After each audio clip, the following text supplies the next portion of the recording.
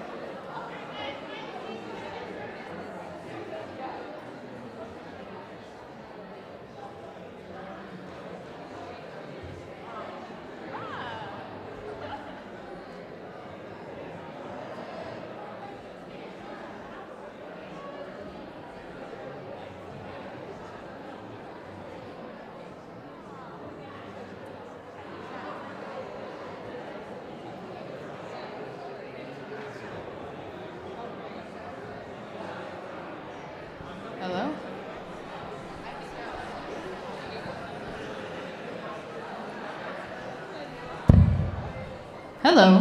Whoa. Hi, everyone. My name is Chen, and I'm coming to you live from the C Home Theater, and today I'm joined with our school superintendent, Dr. Baker. How are you doing today? Doing wonderful, thank you very Awesome. much. Yeah, we are so excited to have you here and hope that you just have a wonderful day, kind of seeing our school, meeting our students, and just, really feeling the C Home culture. Just to hop right in, so why did you choose this job? And what is your favorite part about being superintendent? What do you get out of this? Well, I used to be a high school teacher. I taught up up in Alaska in an Eskimo village in Kotzebue as a high school English teacher and Russian teacher and cross country coach and wrestling coach. So loved working with high school students. And as I went from Alaska back down to Washington, I worked in Spokane. And I had some opportunities and some mentors that challenged me to think about some different opportunities, and that kind of led me down a road of going back to school, and I became a high school assistant principal and principal, and then went back to school again, and then moved to Boston for graduate school, and then to Portland, where I was a deputy superintendent. And then one of my mentors asked if I'd be interested in applying for a superintendency here in Bellingham, and then it's been 14 years. And probably the thing I like the most is a lot of people think that in my job I'm going to make a lot of decisions, and I do make some, but more so it's more about facilitating change and try to set the stage for improvement in the future. And so what I like is trying to find things that don't work super well or that need improvement, or a lot of things around our equity work and trying to make sure that all students in the whole district get an outstanding education. So I like the challenge of trying to figure out what those next inequities are in the system and trying to help lead and facilitate change to get there. And sometimes those are things that take years and years, and sometimes they're a little bit quicker, but I like trying to improve things for our students and our staff and our families. Yeah, that's awesome. I think the idea of you sort of always striving for continuous improvement has really reflected, as we've had a lot of schedule changes the past couple of years. I mean, I'm a senior this year, and I feel like we've had a different schedule every year that I've been here. But we were just curious, are you looking at changing the 8-class schedule, maybe going to 6 classes, changing to a 4-day week, or even looking at year-round options? And then what would it take for you to look at those more deeply? That's a simple question. That's a lot of them. Let me see if I can. I appreciate the comment of the schedule is an example of us trying to continuously improve. And what I've learned in my many years of, especially at the high school, is there's no perfect schedule. They all have benefits and they all have challenges. So we're constantly trying to figure out how to change and improve, but we'll never probably find the perfect schedule. It doesn't exist. A couple things. One is the question on would we ever have a 4-day school week is an interesting question. And in some places around the country, they are moving more to a 4-day, whether it's a work week or school week, especially after the pandemic. The biggest challenge in our state is it would most likely require a change in state law unless we were willing to go to school all summer. Because in our state, you have to have 180 days of class. So if you only go 4 days a week, we still have to have 180 days, so we're gonna have to have school through July and August, and basically more of a year-round schedule. So possible, but what would make it even easier is that the states that don't have a 180-day requirement, you could have a longer school day and just 4-day a week and have fewer school days. The balanced calendar, or more of a year-round calendar, is one that a number of years ago, probably when all of you were in elementary school, we looked at pretty deeply, and more of a schedule that was like 9 weeks of school, 3 weeks off, 9 weeks of school, 3 weeks off, 9, 3, and then in the summer, 6 weeks. And that had a lot of benefits to it. The biggest challenge was unless the whole region or state does it, it doesn't sync up well with other districts and with athletics and activities and competition. It makes it hard, and it still goes into the summer. And so a lot of folks like 10 weeks off in the summer, and so it wasn't unanimous as we explored it. With regards to the actual high school schedule, a number of years ago, again, this would have been when most of you were in elementary school, the state raised the graduation requirements. And that caused us to look at a 6-period day that we used to have And it was really tight. It was really hard to get all your graduation requirements and take classes that you might choose to take on top of that. So we changed it to the 8-period schedule for ABAB. We looked at a variety of schedules back then. We were in the 6th period. We looked at a 7 period. We looked at what's called a 5-period trimester, which is more like Western does, where you have three semesters or 3 quarters, and you take about 5 classes. So over the course of the year, you'd have 15 classes, which is similar to the 8 period. You have 8 semester 1, 8, 2, you have 16. The benefit of that trimester was you only had 5 classes at a time. Instead of balancing 8, you'd have 5 in one day, so classes were a little bit shorter, so real benefit there. But the biggest challenge to that schedule was around you wouldn't necessarily have a class all 3 semesters in a row. Like you might, to get a year of math or English, you would take 2 of the 3 semesters. And for some staff, it was hard to imagine not having their students all year, but just 2 out of 3 semesters. So we looked at all types. I remember coming to the old C home and the other high schools, and I met with every class separately and the students, and we engaged in conversation around the schedules. It was also at the same time that we changed the start of the high school to a little bit later to match the medical research. And we extended the day a little bit. So we had actually some pretty significant changes: the length of the day, the start of the day, and the schedule. And we spent a year processing, and at the end of the year, we weren't quite there yet. So we spent a whole nother year processing, and we had committees and engaged a lot of students. I have a student advisory committee that I meet with. And after the 2nd year is when we made the recommendation of the current schedule. And we've stuck with that 8-period day for a number of years. It's really that advisory period that we've been trying to figure out what the right answer is with advisory. Yeah, that's awesome. I think hearing about sort of the different schedule possibilities is super eye-opening to a lot of students. But could you talk a bit more about the motivation behind the current schedule? Is that a decision that was made with student and staff input, or was it all just a district board? With the advisory specifically?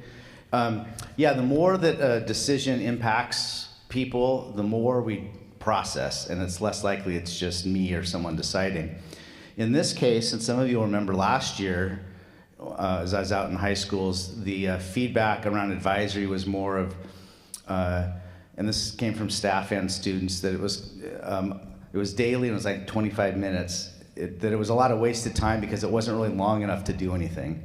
Once you got into advisory, took attendance, got settled in, it was almost time to go again. And so it was hard to get engaged in homework. It was hard to go visit another teacher. It was hard to do an assembly. So that was the tension last year, is that it was too short and it felt like a lot of not productive time. So what we did last year was we brought a whole committee together that had representatives from all the schools. It had staff, it had parents, it had students. And it was, okay, this current schedule isn't working well. Wrestle with it, engage our students and staff, and see if we can improve it. So last spring, the recommendations were, one was making it longer. But if you make it too long every day, then we lose instructional time in the classes, which is also mandated by the state of how much time we have to have in class. So unless we want to extend the school day, you can't really have advisory every day for 40 minutes. So they looked at, well, let's have it a couple times a week. You can do more if needed, like today will be a 3rd time this week, so if you need another one.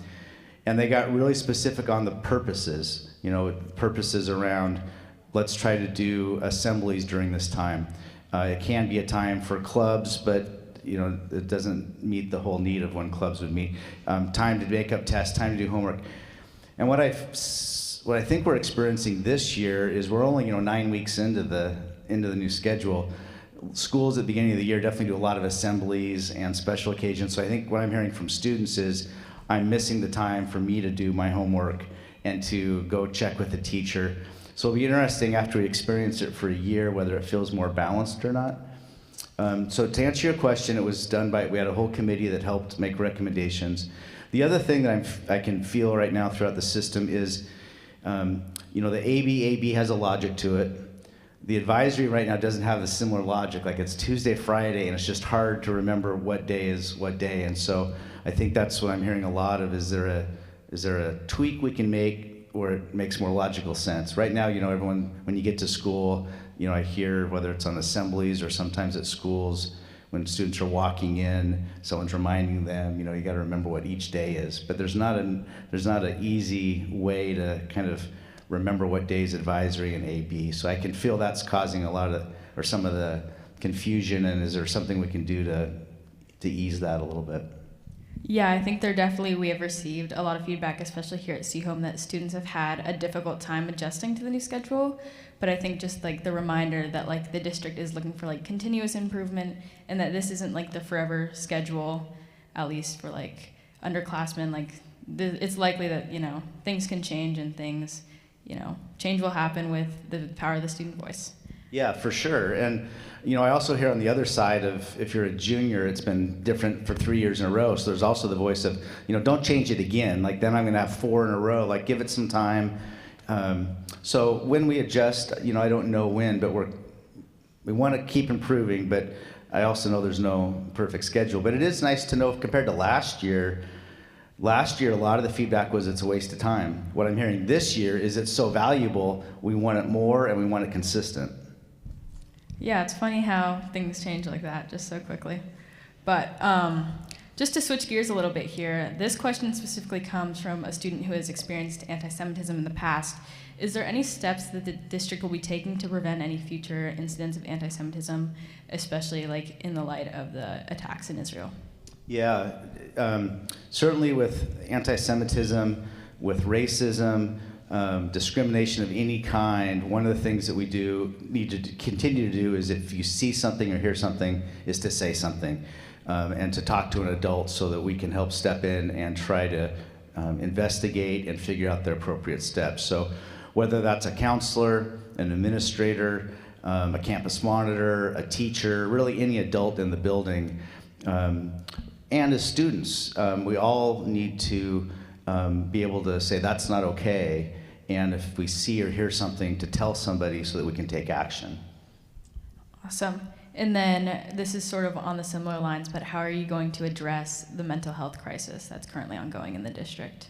Yeah, great question, and I'd probably say it's not just the district, it's the world, especially from post-pandemic. This is an area that the state, it's another example of something the state doesn't fund very well. Pre-pandemic, we never had mental health counselors in the district, the state doesn't fund it. Since the pandemic, the mental health of our students, I think, has been highlighted. It's not like we didn't have mental health challenges before, but it's been highlighted at a high level. And what we've been doing is investing in mental health in a way that we've never had before. And part of it's because of the school district and our funding, but also because of grants and community partners. A few years ago, for the first time ever in the history of our district, we hired a director of mental health services. We have a new one starting here in a couple weeks. We just went through an interview process last week to hire 2 more mental health counselors. So I think we'll have 4 or 5 mental health counselors. More than we used to have 0 forever. So probably the biggest thing that we're doing is we're out looking for grants and dollars, hiring mental health staff for our district. Still not enough. I mean, if you think of 5 or 6 mental health counselors for 11,000 students, it's not enough. So the other thing that we'll be doing is we work with community partners who have mental health specialists, and many of them have partnered with our school district where they might have a staff member coming in for a day a week at a school. And then we continue to advocate to the government, both state government and federal government, for more dollars, for more staffing around our mental health. And it's broader than our mental health specialists. We have counselors in every school. Over the past decade or so, we've invested heavily in school counseling, where we now have 4 at every high school, 3 at our middle schools, full-time at every elementary. Years ago, when I first got here, that wasn't the case. And so really trying to invest in a variety of staff that can help students in that mental health arena. Yeah, and could you talk specifically more about how students can access these resources? Yeah, great question. I'd say the first level is to connect with your counselor. And it could be one of your administrators as well, but they'll be able to articulate what services are provided. So at the high school, we might have somebody who's located at the high school, and you might start to know them. In an elementary school, it might be somebody who comes one day a week. So I think, if I was a student and I'm looking for some support, I'd start with my counselor, and then they would be able to connect you with some options of services. Awesome, thank you. And then this next question is a bit of a heavy hitter, I must warn you, but what is your favorite restaurant in Bellingham? Favorite restaurant? I don't get to go very often, but I tend to like steak, so Dirty Dan's is probably my favorite place. For birthdays, Kyoto's. What's the one down at Fairhaven, the burger place that closed with the big car on top? Oh, Zane Burger? Zane's. Used to love Zane Burgers. Yeah. You heard it here first. Moving on, what is the current budget situation? Is it looking possible in the near future to hire back folks that were laid off? What determines the budget in each school, and how do you decide which program should be prioritized when making budget cuts? Another easy question. School finance is complicated and is, I would call, crazy. Each year, as a school district, we have to wait to find out what our funding will be for the next year. And that's because the legislature in Olympia meets every year, and then they tell us what resources they're going to send us. So it's this crazy cycle that we do each year, and so it's hard to predict the future. That cycle, in short, starts off right now. The state superintendent, we have in our state, we have 295 school districts, each with a superintendent, and then there's a state superintendent that kind of oversees the whole state. The state superintendent comes out in the fall with in this case, it's a he, his budget priorities, and then in December, the governor comes out with his budget priorities for the whole state. And then in January, the legislators go to Olympia and they start the whole budget session. And so then we watch from January till March, April, May, sometimes even into June, as they wrestle with the whole state budget, including education. So we have to wait to see what they do. That's the biggest chunk of dollars. The second biggest chunk of dollars to support schools is local levies. The state doesn't fully fund education. They're supposed to. In fact, they were sued. It's called the McCleary decision. The legislature was sued by a family for not funding education. So they're supposed to fund it, but they don't. So one of the things they allow local communities to do is to raise local funds. So we have levies and bonds that school districts have to pass in order to get dollars. In February, we'll have 2 levies that go to our voters here in Bellingham. If that passes, then that's a huge funding source. It's called a replacement levy. It's every 4 years we have to renew them. So that's kind of how it's a year, so it's hard to predict each year. I think next year is gonna, you're gonna see a lot of districts around the state making big cuts. I think we're ahead of the game, so the adjustments we had to make for this year, my hope is we're able to hold steady for next year, but we'll have to see what the legislature does. The last part of your question is, how do you make decisions? It's a year-long process of lots of input. I hear from students, I hear from staff, I hear from families, our administrators, and then we also in our state have labor organizations that represent staff, and that we bargain and we talk a lot about priorities, and that's where a lot of the big dollar decisions are made, is with our labor groups. So I'm hopeful for next year that we won't be one of the districts that are doing more cuts again or refinements like last year, that it's more of a hold steady, but we have to see what the legislature does over the next 6 months. Yeah, I think that's super interesting to hear about how ultimately the decision about the funding isn't really up to the district. There's sort of a higher power that's sort of taking control, and obviously you and everyone in the district, no one wants to make these cuts. People don't want to be cut, but programs don't want to be cut. These students, we hopefully love every aspect of C-Home and we value all these programs that we have, but it's really refreshing to hear that ultimately it's not your decision and that, it's, out of our hands, really. Yeah, certainly the revenue is out of our hands. What we do, we try our hardest. And, I've been here for a number of years and have worked hard to build up program. So the last thing I want to do is make any cuts in our leadership team. But it's hard when the state doesn't give as much funding as we need. And here's an interesting thing. When I talked about that we can pass local levies to support, they cap it. So they say you can only ask up to a certain amount, which makes it hard because we would like to ask for more so we wouldn't have to make cuts and we could actually invest in more services, but they put a lid on that. And so it really makes it hard for a school district to improve, needing resources when they've kind of boxed us in. Yeah, gotcha. And what is your response to the inequity presented by reduced time for clubs to meet, exacerbated by the two-lunch system, which prevents students who rely on the bus system from participating in clubs that provide an important sense of community and stability to their academic lives? Yeah, good question. A couple pieces in there. The first one is when do clubs meet? And that's always been a hard time because when the state funds the school day, they don't fund time for clubs to meet.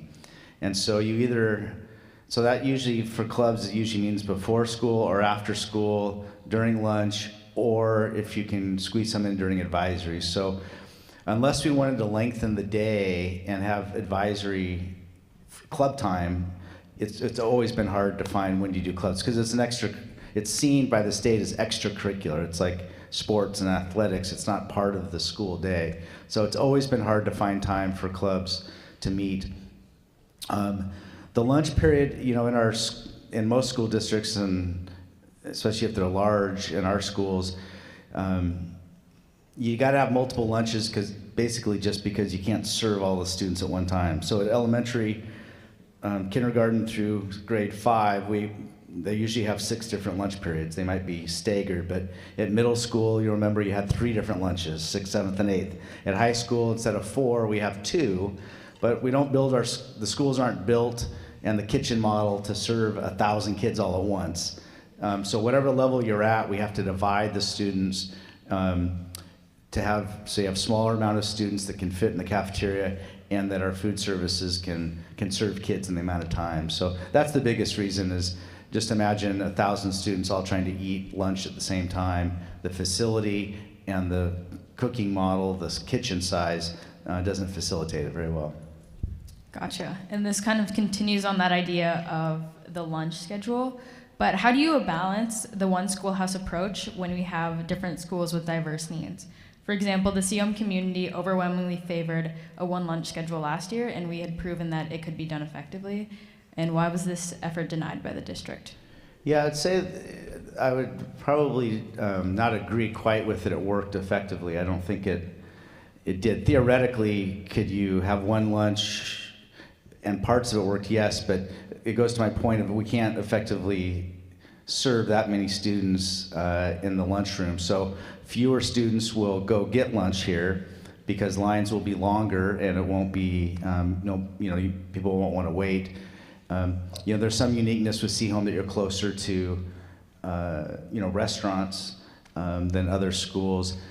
But I don't think we want to build a system that's having students leave campus, 1,000 students or however many leaving campus. The main reason that I would say for me is the safety of our students is paramount, and we do have open campus. Not every school district has open campus.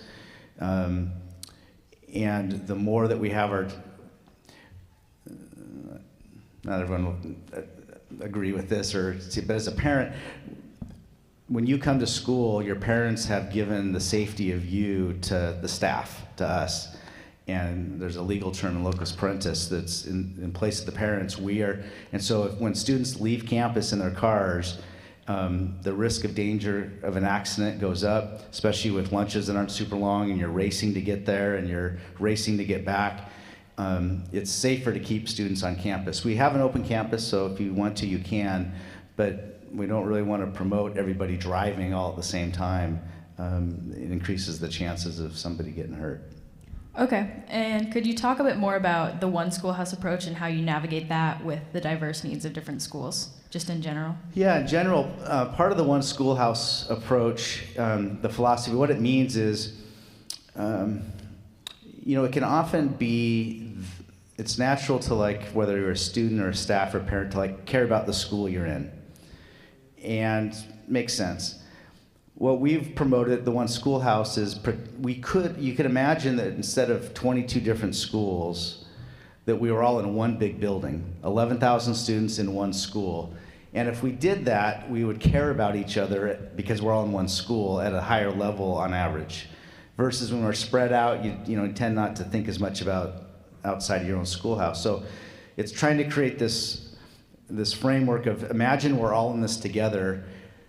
Now we're spread out into 22 classrooms is another way to think of it. We're in one school, spread out, but we need to care about each other. And so it's trying to promote, no matter what neighborhood you live in or what school, that we're going to care about other parts of the city.